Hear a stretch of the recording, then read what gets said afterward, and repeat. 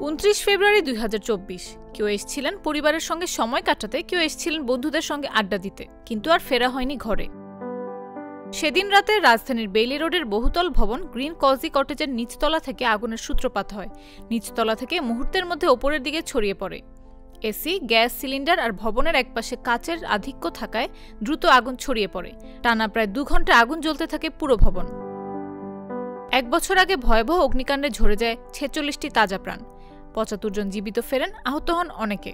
তবে বছর পেরিয়ে গেলেও এখনও শেষ হয়নি মামলার তদন্ত। কবে নাগাদ শেষ হবে তাও বলতে পারছে না তদন্তকারী সংস্থা সিআইডি। ভয়াবহ এই অগ্নিকাণ্ডের ঘটনায় রমনা মডেল থানার সাব ইন্সপেক্টর মোহাম্মদ শহীদুল ইসলাম মামলা করেন। থানা পুলিশ হয়ে বর্তমানে মামলাটি তদন্ত করছে পুলিশ অপরাধ তদন্ত বিভাগ। এ মামলায় এ পর্যন্ত 8 জনকে গ্রেফতার করা হয়েছে। তবে মামলার 8 জনই বর্তমানে জামিনে আছেন। সবশেষ গত 4 ফেব্রুয়ারি এই মামলার তদন্ত প্রতিবেদনের তারিখ পিছিয়ে আগামী 11 মার্চ নির্ধারণ করেছেন আদালত।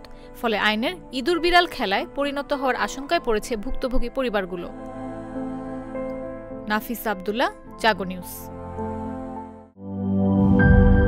লিলি হালাল বিউটি সোপ, বিএসটিআই কর্তৃক সনদপ্রাপ্ত দেশের প্রথম হালাল বিউটি সোপ। দীপ্তিময় উজ্জ্বল ত্বকের জন্য।